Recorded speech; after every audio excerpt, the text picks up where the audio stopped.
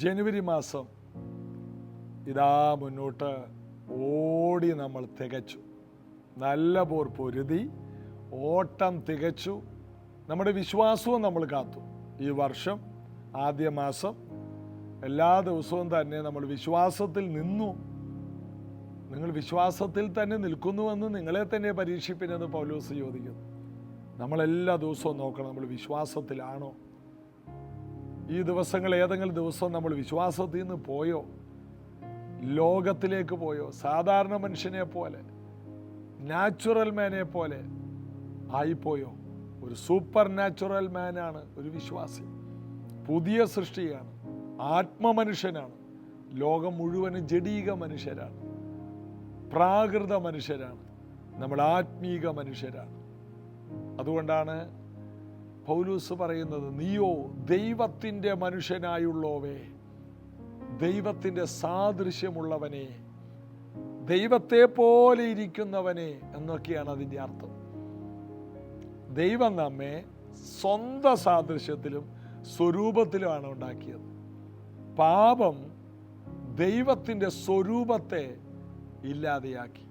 ആത്മാവാണ് ദൈവത്തിൻ്റെ സ്വരൂപം. പാപം ചെയ്യുന്ന നാളിൽ നീ മരിക്കും. അന്ന് ആത്മാവ് മരിച്ചു. പിന്നെ ആകെ എന്തേ ഉള്ളൂ? പൊടി. പൊടി പണ്ടായിരിക്കുന്നതിലേക്ക് മടങ്ങിച്ചേരുമെന്നാണ് വായിക്കുന്നത്. നീ പൊടിയാകുന്നു, പൊടിയിലേക്ക് തിരികെ പോകും. ജഡം മണ്ണിൽ തീരും. ആത്മാവാണ് നിത്യതയുടെ അവകാശമുള്ളത്.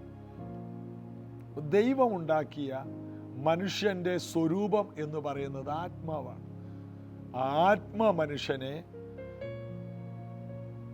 ഒടുക്കത്തെ ആദാമായ യേശുക്രിസ്തു വന്നിട്ട് തൻ്റെ ജീവൻ തന്ന് നമ്മുടെ ആത്മാവിന് ജീവൻ കൊടുത്തു. യേശുവിനെ സ്വീകരിച്ചപ്പോൾ നമുക്ക് കിട്ടിയ ജീവൻ യേശുവിൻ്റെ ജീവനാണ്. ആ ജീവന്റെ പേര് നിത്യജീവൻ എന്നാണ്. മരണത്തിനപ്പുറവും തുടരുന്ന ജീവൻ, അവസാനമില്ലാത്ത ജീവൻ.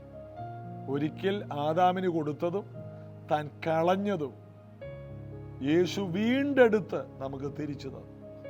അതുകൊണ്ടാണ് യേശുവിനെ വീണ്ടെടുപ്പുകാരൻ എന്ന് വിളിക്കുന്നത്. രക്തം കൊണ്ട് നമ്മെ വീണ്ടെടുത്തു. പത്രോസ് പറയും, നമ്മളെ വീണ്ടെടുത്തത് പൊന്ന് വെള്ളി മുതലായ അഴിഞ്ഞു പോകുന്ന വസ്തുക്കളെ കൊണ്ടല്ല, അഴിയാത്ത നിലനിൽക്കുന്ന സ്ഥിരതയുള്ള സ്വർഗീയ രക്തം കൊണ്ടാണ്. നിഷ്കളങ്കവും വിലയേറിയതുമായ കുഞ്ഞാടിൻ്റെ രക്തം കൊണ്ട്. യേശുവിൻ്റെ രക്തം എല്ലാ പാപവും പോക്കി ശുദ്ധീകരിച്ച് നമ്മെ നിത്യജീവന്റെ അവകാശികളാക്കി ദൈവത്തിൻ്റെ സാദൃശ്യത്തിലേക്ക് മടക്കിക്കൊണ്ടുവന്നു. അതുകൊണ്ടാണ് ഒരുവൻ ക്രിസ്തുവിലായാൽ അവൻ പുതിയതാണ്, പഴയത് കഴിഞ്ഞുപോയി എന്ന് പറയുന്നത്. നമ്മളിനി സാധാരണ മനുഷ്യരല്ല, അസാധാരണ മനുഷ്യരാണ്. ജീവനുള്ള ദൈവത്തിൻ്റെ ജീവനുള്ള അല്ലെങ്കിൽ നിത്യജീവനുള്ള മക്കളാണ്. ഈ പ്രത്യാശയാണ് യേശുവിലൂടെ നാം സമ്പാദിച്ചെടുത്തത്. ഈ വിശ്വാസത്തിൽ നമുക്ക് നിലനിൽക്കണം. ആയിരക്കണക്കിന് ജനങ്ങൾക്ക് നിത്യജീവൻ, രക്ഷ കൊടുക്കാൻ നമ്മെ ദൈവസന്നിധിയിൽ കൊടുക്കാം. പ്രാർത്ഥിക്കാം. ചേർന്ന് പാടി യേശുവിനെ ആരാധിക്കാം. ക്രൂശിതനേ, മഹോന്നതനേ, നിത്യനായോനേ, ഞാൻ നമിക്കുമേ. ഞാനാകുന്നവൻ, ഞാനാകുന്നവനെ ഞാൻ സ്തുതിക്കുമേ. യേശുവിനെ നിൻ സാമീപ്യം യേശുനാഥാ, എന്നിൽ ജീവശ്വാസം നൽകും ദേവാ. ധന്യം നിന്നെ ധ്യാനിക്കുന്നീ നേരം യേശുവേ.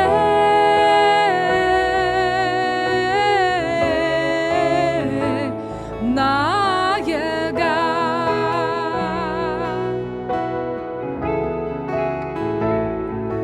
യേശു യേശുവേ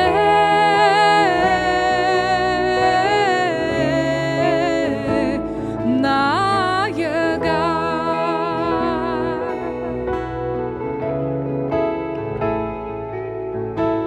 ക്രൂശിതനേ മഹോന്നതനേ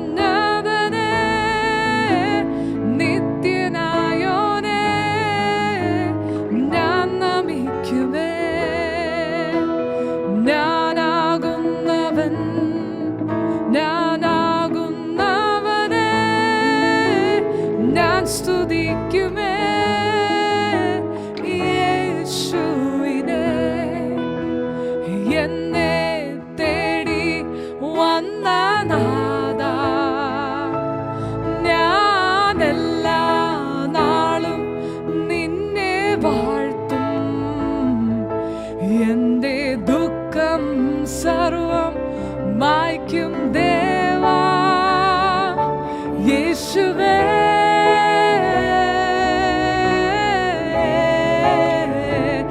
നായക ഓ യേശുവേ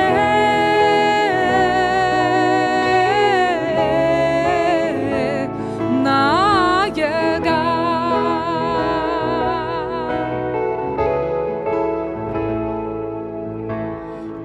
ക്രൂശിതനേ മഹോന്നതനേ നിത്യനായോനേ ഞാൻ നമിക്കുമേ ഞാനാകുന്നവൻ ഞാനാകുന്നവനേ ഞാൻ സ്തുതിക്കുമേ യേശുവിനെ നിൻ വാഗ്ദത്തം നിത്യജീവൻ ഞാനും പ്രാപിക്കുവാൻ എന്നെ നിന്റെ ഉള്ളം കയ്യിൽ കാക്കും ആത്മനാഥ യേശുവേ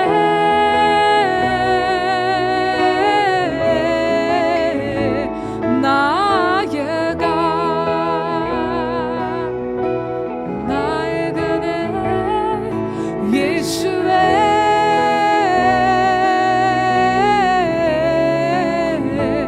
നായക എന്നെ തേടി വന്നു എന്നെ തേടി വന്ന നാഥാ ഞാനെല്ലാ നാളും നിന്നെ വാഴ്ത്തും എന്നെ തേടി വന്ന നാഥാ ഞാനെല്ലാ നാളും നിന്നെ വാഴ്ത്തും എൻ്റെ ദുഃഖം സർവം മായ്ക്കും ദേവാ യേശുവേ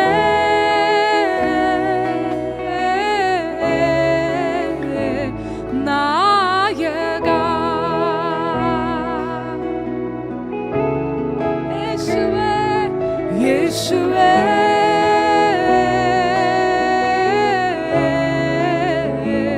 നായക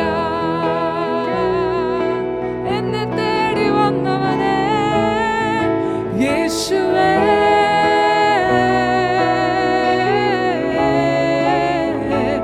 നായക വിശ്വാസത്തിന്റെ നായകനേ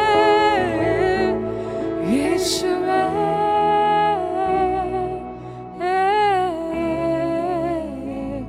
നായക. യോഹന്നാന്റെ സുവിശേഷം യേശുവിൻ്റെ പ്രാർത്ഥനയിൽ നിറഞ്ഞ 17-ാം അധ്യായം മുഴുവനും പ്രാർത്ഥനയാണ്. പിതാവേ, പിതാവിനോട് സ്വന്തം കാര്യം പ്രാർത്ഥിക്കുന്നു, പിതാവിനോട് ശിഷ്യന്മാരെ കുറിച്ച് പറയുന്നു, പിതാവിനോട് ലോകക്കാരായി രക്ഷിക്കപ്പെട്ട് വരാനുള്ളവരെ കുറിച്ച് പറയുന്നു. ഈ 3 കാര്യങ്ങളാണ് യോഹന്നാന്റെ സുവിശേഷം 17-ൽ യേശുവിൻ്റെ പ്രധാന വിഷയം. ഒന്ന്, സ്വന്തം കാര്യങ്ങൾ. പിതാവേ, എന്നെ ഒന്ന് മഹത്വപ്പെടുത്തണം. നിന്റെ മഹത്വത്തിൽ എന്നെ മഹത്വപ്പെടുത്തണം. മുമ്പ് എനിക്ക് ഉണ്ടായിരുന്ന ആ മഹത്വത്തിൽ എന്നെ ഒന്ന് മഹത്വപ്പെടുത്തണം. ഇവരുടെ മുമ്പിൽ എന്നെ ഒന്ന് ആദരിക്കണമേ. മറുരൂപ മലയിൽ യേശു പ്രാർത്ഥിച്ചപ്പോൾ പിതാവ് പുത്രനെ അങ്ങോട്ട് മഹത്വപ്പെടുത്തി. ഇവനാണ് എൻ്റെ പ്രിയപുത്രൻ, ഇവന് ചെവി കൊടുത്താൽ മതി. മോശെ ഏലിയാവിനൊക്കെ കുടിലുണ്ടാക്കാൻ അവിടെ ഇരിക്കട്ടെ. ഈ പറയുന്നവന്മാർക്ക് സ്വന്തമായിട്ട് നല്ല കുടില് പോലും ഇല്ല, ബാക്കിയുള്ളവർക്ക് കുടിലുണ്ടാക്കാൻ നടക്കുക. ഇതാണ് ഇവരുടെ പരിപാടി. സകലതും വിട്ട് യേശുവിനെ അനുഗമിച്ചവരാണ്. പക്ഷെ എന്ത് പരിപാടിക്ക് അവർ റെഡിയാണ്, കുടിലുണ്ടാക്കാനും. ഞങ്ങളെല്ലാം ഉണ്ടാക്കി തരാമെന്നാണ് പറയുന്നത്. യേശു പറഞ്ഞു, നിങ്ങളൊന്നും ഉണ്ടാക്കണ്ട, എൻ്റെ പ്രിയപുത്രന് ചെവി കൊടുത്താൽ മതി, അവൻ പറയുന്നത് കേട്ടാൽ മതി. യേശുവിൻ്റെ മുഖം സൂര്യനെ പോലെ പ്രകാശിക്കുന്നത് കണ്ടു. അവൻ്റെ വസ്ത്രം വെളിച്ചം പോലെയായി, വെണ്മയായി തീർന്നു. ഒരു അലക്കുകാരനും അലക്കി വെളുപ്പിക്കാൻ കഴിയാത്ത നിലയിലുള്ള വെണ്മയുള്ള വസ്ത്രം, സൂര്യനെ പോലെ ശോഭിക്കുന്ന മുഖം, പിതാവിൻ്റെ ഇടിമുഴക്കം പോലത്തെ ശബ്ദം, ഇതെല്ലാം കൂടി ആയപ്പോൾ ഈ 3 പേര്, കുടിലുണ്ടാക്കാൻ പോയ പാർട്ടികൾ തറയിൽ വീണുപോയി, കവിണ് കിടക്കുകയാണ്. പിന്നെ എഴുന്നേറ്റ് കഴിഞ്ഞപ്പോൾ മോശെ ഏലിയാവിനെയും കാണുന്നില്ല, യേശു മാത്രമേ ഉള്ളൂ. ഒരു കാര്യം അതിൽ നിന്ന് മനസ്സിലാക്കേണ്ടത്, യേശു മാത്രമേ അവസാനം വരെ ഉണ്ടാകുള്ളൂ. ഒരു മോശയും ഒരു ഏലിയാവും നമ്മുടെ കൂടെ നിൽക്കില്ല. യേശു പറഞ്ഞു, ലോകാവസാനത്തോളം എല്ലാ നാളും ഞാൻ നിങ്ങളുടെ കൂടെയുണ്ട്. യഹൂദന്മാരുടെ ഏറ്റവും വലിയ അഹങ്കാരം, ഞങ്ങൾക്ക് മോശയുണ്ട്, ഞങ്ങൾക്ക് പ്രവാചകന്മാരുണ്ട്. എന്നാൽ അവരാരും ഇവരെ സപ്പോർട്ട് ചെയ്യില്ല. അതുകൊണ്ടാണ് മോശ നിങ്ങളെ കുറ്റം വിധിക്കും, പ്രവാചകന്മാർ നിങ്ങളെ കുറ്റം വിധിക്കും എന്ന് യേശു പറഞ്ഞു. എന്നാൽ ഞാൻ നിങ്ങളെ നീതീകരിക്കുന്ന ദൈവമാണ്. എല്ലാവരും നിങ്ങളെ കുറ്റം വിധിക്കും. നിങ്ങൾ പറയുന്ന മോശയുണ്ടല്ലോ, അവൻ നിങ്ങൾക്കെതിരെ സാക്ഷ്യം പറയും. ഏലിയാവ് നിങ്ങൾക്കെതിരെ സാക്ഷ്യം പറയും, യേശയ്യാവ് പറയും, യിരെമ്യാവ് പറയും. എന്നാൽ ഞാൻ നിങ്ങളെ കൈവിടില്ല, ഞാൻ നിങ്ങളെ നീതീകരിക്കും. അതാണ് യേശു കർത്താവ്. ദൈവജനം വായിക്കുമ്പോൾ, കർത്താവിൻ്റെ സ്നേഹം അറിയുമ്പോൾ അറിയാതെ സ്തോത്രം പറയും. ഈ ലോകം മുഴുവനും നമ്മൾ പ്രതീക്ഷ വെക്കുന്നവരെല്ലാം പിന്നെ നോക്കുമ്പോൾ കാണില്ല. എന്നാൽ എപ്പോഴും കൂടെയുള്ളവൻ യേശു മാത്രമാണ്. ആ യേശു കർത്താവിൻ്റെ ഗ്ലോറി നമ്മിലേക്ക് തന്നു. മോശയുടെ മഹത്വമോ ഏലിയാവിൻ്റെ മഹത്വമോ ആർക്കും കിട്ടാതെ പോയപ്പോൾ യേശുവിൻ്റെ മഹത്വം അത് അടുത്ത തലമുറയിലേക്ക് അവനെ കൈക്കൊള്ളുന്ന ഏവർക്കും വേണ്ടി ദൈവം നൽകി തന്നതാണ് ക്രിസ്തീയ ജീവിതത്തിലെ മഹിമയേറിയ കാര്യം. യോഹന്നാൻ 17:15 വാക്യം നമ്മൾ വായിച്ചതാണ്.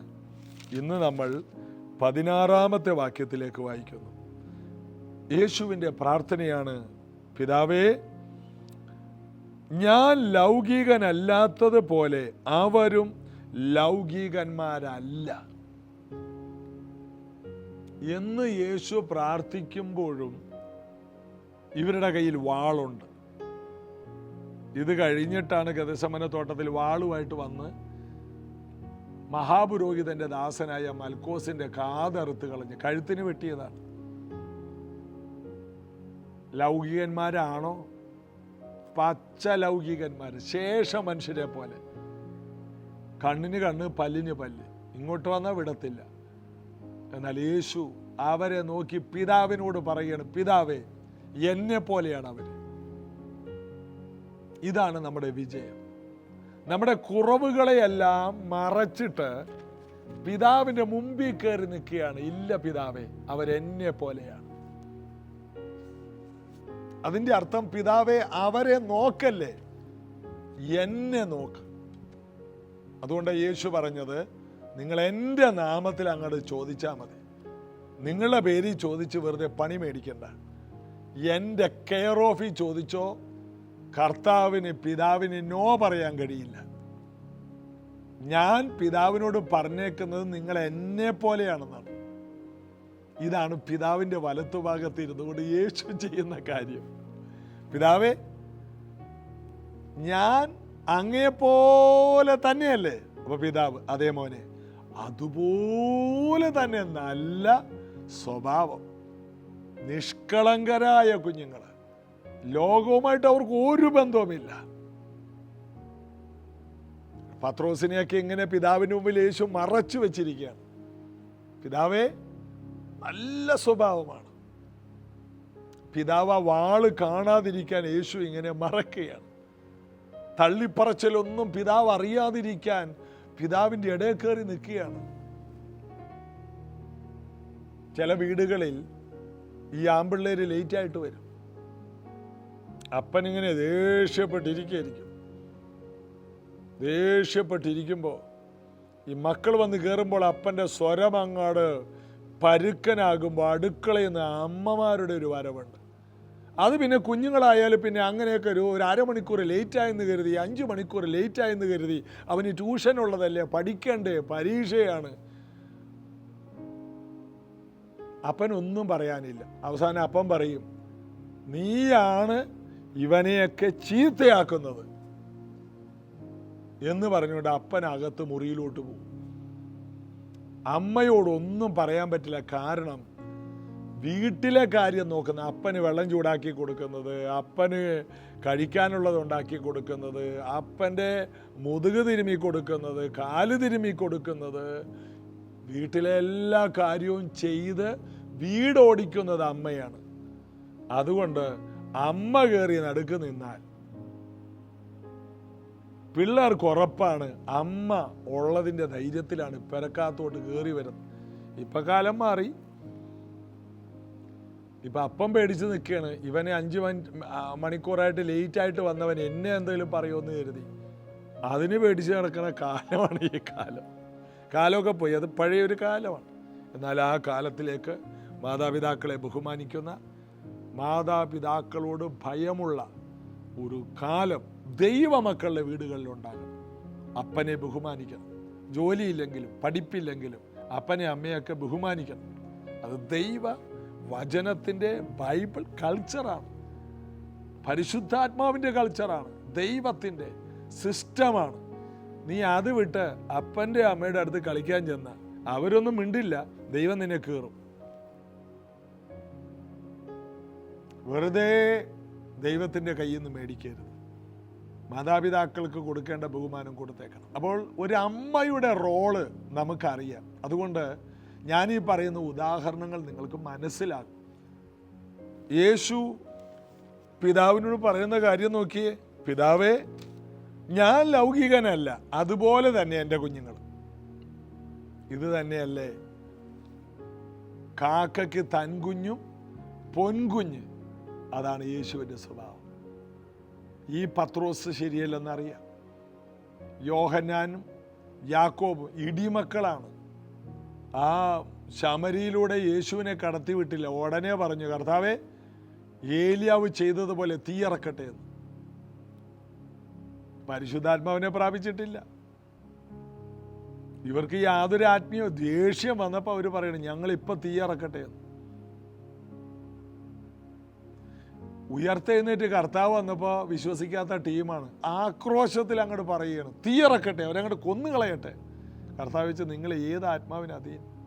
കർത്താവിന് വേണ്ടി വലിയ വീര്യം പറഞ്ഞവരെല്ലാം ഗദശമന തോട്ടത്തിൽ നിന്ന് ഏത് വഴിക്ക് ഓടിയെന്നറിയില്ല.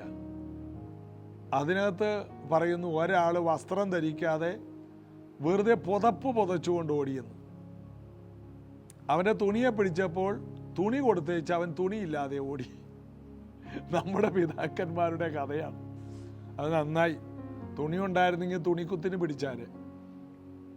അതുകൊണ്ട് അത് വലിയ ഉപകാരമായിട്ടാണ് എനിക്ക് തോന്നുന്നത്. ഇവരെ എല്ലാം പൊതിഞ്ഞ് പുറയിൽ നിർത്തിയിട്ട് പറയുകയാണ്, നിങ്ങളൊന്ന് വായിച്ചു നോക്കിയേ. യോഹന്നാൻ 17-ാം അധ്യായത്തിൻ്റെ 16-ാം വാക്യം, ഞാൻ ലൗകികനല്ല, ഞാൻ ആത്മീകനാണ്, അതുപോലെ പിതാവേ അവരും ലൗകികന്മാരല്ല. ഇതാണ് ഇടിവിൽ നിൽക്കുന്നതിൻ്റെ ശക്തി. പിതാവിൻ്റെ വലത്തു ഭാഗത്തിരുന്ന് യേശു നമുക്ക് വേണ്ടി പറയുന്നത് മുഴുവനും ഇതാണ്. പിതാവിന് ചില കാര്യങ്ങളിൽ നമ്മോട് വളരെയധികം വിഷമം തോന്നുമോ, കർത്താവ് ഉടനെ അതിൻ്റെ ഇടയിൽ കയറിയേക്കും. അതാണ് ഇടിവിൽ നിൽക്കുക. നമ്മുടെയൊക്കെ വീടുകളിൽ അമ്മമാർ ഇടയിൽ കയറി നിൽക്കൂലേ, ഇതിനെ തന്നെയാണ് ഇടിവിൽ നിൽക്കുക എന്ന് പറയുന്നത്. മറുപടി കൊടുത്തേ മതിയാവും. നമ്മുടെ കുഞ്ഞാണ്, എന്തൊക്കെയായാലും നമ്മുടെ കുഞ്ഞാണ്. അവന് അനുസരണക്കേടൊക്കെ ഉണ്ട്, എങ്കിലും നമ്മുടെ കുഞ്ഞായിപ്പോയി. ഞാനെൻ്റെ രക്തം കൊണ്ട് വീണ്ടെടുത്തതാണ്. പിതാവേ, ഈ ഒരു ധൈര്യം, നമുക്കൊരു മധ്യസ്ഥൻ പിതാവിൻ്റെ അടുക്കൽ ഉണ്ട്. എബ്രായ ലേഖനത്തിൽ പറയുകയാണ്, നമ്മളെന്തെല്ലാം ജീവിതത്തിൽ തെറ്റ് ചെയ്തവരാണെങ്കിലും നമുക്ക് ധൈര്യത്തോടെ കൃപാസനത്തിലോട്ട് അടുത്ത് ചെല്ലാൻ കഴിയുന്നത് നമുക്കൊരു കാര്യസ്ഥൻ, നമ്മോട് എപ്പോഴും ക്ഷമിക്കുന്ന ഒരു കാര്യസ്ഥൻ, നമ്മോട് ദീർഘക്ഷമ കാണിക്കുന്ന ഒരു കാര്യസ്ഥൻ നമുക്കുണ്ട്. അതുകൊണ്ട് നമ്മുടെ എല്ലാ കാര്യങ്ങളിലും പിതാവിനോട് ഇടക്ക് നിന്ന് പറയാൻ ഒരു കർത്താവുണ്ട്. പിതാവേ, അങ്ങേക്ക് എന്നെ ഇഷ്ടമല്ലേ? അപ്പോൾ പിതാവ് ഇഷ്ടമാണ്. അതുപോലെ തന്നെയാണ് അവരും. എന്നെ ഇഷ്ടപ്പെട്ടെങ്കിൽ അവരെ ഇഷ്ടപ്പെടണം. കാരണം എന്നെ കൈക്കൊണ്ട അവരെല്ലാം അങ്ങയുടെ മക്കളാണ്. പിതാവേ, അവരുടെ ജീവിതത്തിലെ കുറവുകളെല്ലാം ഞാൻ ക്രൂശിൽ ചുമന്നതാണ്. അവരെന്നെ ആശ്രയിച്ചതാണ്. അതുകൊണ്ട് അവരെ സഹായിച്ചേ മതിയാവും. യേശു നമുക്ക് വേണ്ടി ചെയ്യുന്ന ആ മധ്യസ്ഥ പ്രാർത്ഥന 2000 വർഷമായിട്ട് തുടരുകയാണ് പ്രിയപ്പെട്ടവരെ. ആ കർത്താവിനോട് നന്ദിയും കടപ്പാടും. സ്വർഗത്തിൽ ചെന്നാൽ ആ കാലിലോട്ട് പോയി വീഴാൻ വേണ്ടി സ്വർഗത്തിൽ പോകണം. മുത്തുപതിച്ച വീട്ടിൽ പാർക്കാനല്ല. നമ്മെ അവിടെ എത്തിക്കുന്നത് നമ്മുടെ കഴിവോ മിടുക്കോ അല്ല, അവൻ്റെ കരുണയും കൃപയുമാണ്. ഒരിക്കൽ ഞാനൊരു കഥ കേട്ടിട്ടുണ്ട്. സ്വർഗത്തിൻ്റെ കവാടത്തിൽ മരിച്ചവരെല്ലാം ചെല്ലുമ്പോൾ അവിടെ പത്രോസ് ആയിരുന്നു ആ കവാടത്തിൽ ഇരുന്നിരുന്നത്. പത്രോസ് പറഞ്ഞു, ഇത്ര പോയിന്റ് ഉണ്ടെങ്കിലേ സ്വർഗത്തിൽ കയറാൻ പറ്റും. അത് 1000 പോയിന്റ് വേണം. അങ്ങനെ ചോദ്യങ്ങൾക്ക് ആൻസർ പറയണമെന്ന് പറഞ്ഞു. അങ്ങനെ ചോദ്യങ്ങൾ ചോദിച്ചു. പത്രോസ് ഇരിക്കുകയാണ്. നമ്മുടെ നാട്ടിൽ നിന്ന് ഒരു കറിയാച്ചായൻ ചെന്നു. ഒത്തിരി പേരെ കയറ്റി വിട്ടു, ഒത്തിരി പേരെ കയറ്റി വിട്ടില്ല. അങ്ങനെയൊക്കെ നമ്മുടെ നാട്ടിലെ ഒരു അച്ചായൻ, രക്ഷിക്കപ്പെട്ട അച്ചായൻ അവിടെ ചെന്നു. ചോദിച്ചു, കറിയാച്ച, നീ എന്തെല്ലാം ദൈവത്തിന് വേണ്ടി ചെയ്തു? 1000 പോയിന്റ് ഉണ്ടെങ്കിലേ കയറ്റു. ഓരോ കാര്യത്തിനും ഓരോ പോയിന്റ് ഉണ്ട്. കർത്താവെ, എല്ലാ സഭായോഗത്തിനും മുടങ്ങാതെ പള്ളിയിൽ പോയി. 50 പോയിന്റ്. അവൻ ഞെട്ടിപ്പോയി. അത്രേ ഉള്ളൂ. പിന്നെ ഇടക്ക് ചർച്ചിൻ്റെ ബാത്റൂം കഴുകുമായിരുന്നു, അതിനൊരു 50 പോയിന്റ്. പിന്നെ ദശാംശം മൊത്തം തരില്ലായിരുന്നു, സ്വത്രാഴ്ച ഇടുമായിരുന്നു, വീണ്ടും 50 പോയിന്റ്. പിന്നെ കറിയാച്ചായൻ തലചൊറിയാണ്, ഇനി എന്നാ പറയും? ആ ഒരു കുടുംബത്തെ ചർച്ചിൽ കൊണ്ടുവന്നതാണ്, അവർ പിന്നെ വന്നില്ല. 50 പോയിന്റ്, 200 ആയുള്ളൂ. പിന്നെ പറയാനൊന്നുമില്ല. ഞാൻ കറിയാച്ചായൻ തന്നോട് തന്നെ പറയണേ, എൻ്റെ ദൈവമേ, ഇനി കർത്താവിൻ്റെ കൃപയുണ്ടെങ്കിൽ മാത്രമേ അകത്ത് കയറാൻ പറ്റൂ. ഉടനെ പത്രോസ്, അതെ, കൃപയ്ക്ക് 1000 പോയിന്റ്, അകത്ത് കയറിക്കോ. ഇതൊരു കഥയാണ്. അതായത് നമ്മുടെ മിടുക്ക് കൊണ്ടോ പ്രവൃത്തി കൊണ്ടോ അകത്ത് കയറാൻ പറ്റില്ല. കൃപയ്ക്ക് 1000 പോയിന്റാണ്. അകത്ത് കയറുന്നത് കൃപയാലാണ്. അതുകൊണ്ട് ആ കൃപയാലല്ലോ വിശ്വാസം മൂലം നിങ്ങൾ രക്ഷിക്കപ്പെട്ടത്, നിങ്ങളുടെ പ്രവൃത്തികളും കാരണമല്ല എന്ന് എഴുതിയിരിക്കുന്നു. കൃപ അത് ലഭിച്ചവരാണെന്ന്. അതുകൊണ്ട് യേശു നമുക്ക് വേണ്ടി ഇടിവിൽ നിൽക്കും. അതുകൊണ്ടാണ് ദൂതന്മാർ നമുക്ക് ചുറ്റും കാവൽ. അതുകൊണ്ടാണ് നമ്മുടെ വാഗ്ദത്തങ്ങളെല്ലാം നിറവേറുന്നത്. ഈ വർഷം നമ്മുടെ എല്ലാ വാഗ്ദത്തങ്ങളും നിറവേറും. കാരണം നാം കർത്താവിനാൽ തിരഞ്ഞെടുക്കപ്പെട്ടവരാണ്. അവനെ നമ്മൾ യേശുവേ എന്ന് വിളിച്ചു. പുത്രനിൽ വിശ്വസിക്കുന്നവർക്ക് ന്യായവിധിയില്ല. ആകയാൽ ഇപ്പോൾ ക്രിസ്തുവേശുവിലുള്ളവർക്ക് ഒരു ശിക്ഷാവിധിയുമില്ല. റോമർ 8:1. വിശ്വസിക്കുക. എത്ര നല്ലൊരു കർത്താവ് നമുക്ക് വേണ്ടി മധ്യസ്ഥനായിട്ടുണ്ട്. പ്രാർത്ഥിക്കാം. യേശുവേ, ഈ സത്യവചനങ്ങളിൽ ധൈര്യപ്പെട്ട് ജീവിക്കുവാൻ, എന്നാൽ ഇത് പാപത്തിനൊരു മറയാക്കാതെ, എന്ത് തെറ്റും ചെയ്തു വന്നാലും കർത്താവ് ക്ഷമിക്കുമെന്നുള്ള ഒരു തെറ്റിദ്ധാരണയിൽ നിൽക്കാതെ, കുറവുകൾ ഏറ്റുപറഞ്ഞ് ഇനി ഒരിക്കലും പാപം ചെയ്യാതെ നല്ല ജീവിതം നയിപ്പാൻ എന്നെ ഈ കേൾക്കുന്നവരെ സഹായിക്കണം. ഈ വചനം പറഞ്ഞ എന്നെയും ഇത് കേൾക്കുന്ന പ്രിയപ്പെട്ടവരെയും അങ്ങയുടെ കൃപയുടെ വചനങ്ങളിൽ ഭരമേൽപ്പിക്കണം. അവിടെ നിന്ന് ഞങ്ങളെ കഴുകണമേ. നിത്യജീവൻ്റെ സമൃദ്ധിയിലേക്ക് ഞങ്ങളെ കൊണ്ടുവരണമേ. ഞങ്ങളുള്ള വാഗ്ദത്തങ്ങളെ നിറവേറ്റണമേ. ഈ കുടുംബങ്ങളിൽ അത്ഭുതങ്ങൾ സംഭവിക്കണം, സൗഖ്യങ്ങൾ സംഭവിക്കണം, സാമ്പത്തിക ഉറവകൾ തുറക്കട്ടെ, കുഞ്ഞുങ്ങൾക്ക് ഭാവി ഉണ്ടാകണം, വലിയ ശുശ്രൂഷക്കാരായി ഇവർ തീരട്ടെ. അനുഗ്രഹിക്കുന്നു യേശുവിൻ നാമത്തിൽ, ആമേൻ. ദൈവത്തിൻ്റെ വലിയ കരം നാം കാണും, അനുഗ്രഹിക്കപ്പെടും. കർത്താവിൻ്റെ ബലമുള്ള കൈക്കീഴെ നമുക്ക് താണിരിക്കാം. നാളെ ഇതേ സമയത്ത് നമുക്ക് ഒരുമിച്ച് കാണണം. മറ്റൊരു കാര്യം, ഒരു സന്തോഷ വാർത്തയുള്ളത്, ഈ വരുന്ന ഞായറാഴ്ച 8 തൊട്ട് 11 മണി വരെയുള്ള നമ്മുടെ ആലപ്പുഴ പ്രൈസ് ജനറേഷനിൽ വെച്ച് നടക്കുന്ന സഭായോഗത്തിൽ കർത്താവിൽ പ്രസിദ്ധനായ ഡോക്ടർ PG വർഗീസ് ഡൽഹി നമ്മോട് ദൈവവചനം ശുശ്രൂഷിക്കുന്നു. നമ്മോട് കൂടെ സമയം ചെലവഴിക്കാൻ വരുന്നു. 84 വയസ്സായി. ഒരു കുടുംബമായിട്ട് നമ്മോട് കൂടെയുണ്ടെന്ന് അറിയിച്ചിട്ടുണ്ട്. ഈ കാലഘട്ടത്തിൽ ഇന്ത്യയുടെ മണ്ണിൽ അതിശക്തമായി ലോകരാജ്യങ്ങളിൽ ഉപയോഗിച്ച ദൈവദാസൻ നമ്മുടെ സഭയിൽ വരുമ്പോൾ, ഇത് എവിടെ ഇരുന്ന് കേട്ടാലും നിങ്ങൾ വില മുടക്കി വരുന്നത് അതൊരു വിടുതലിൻ്റെ ദിവസമായിരിക്കും. ആ ദൈവദാസൻ ഒരു ഏലിയാവാണ്. നമ്മൾ ഏലീശമാരാണ്. അദ്ദേഹത്തിൻ്റെ പുതപ്പ് നമ്മുടെ മേൽ വീഴണം. എല്ലാവരും വരിക, അനുഗ്രഹിക്കപ്പെടാം. കർത്താവ് അനുഗ്രഹിക്കും.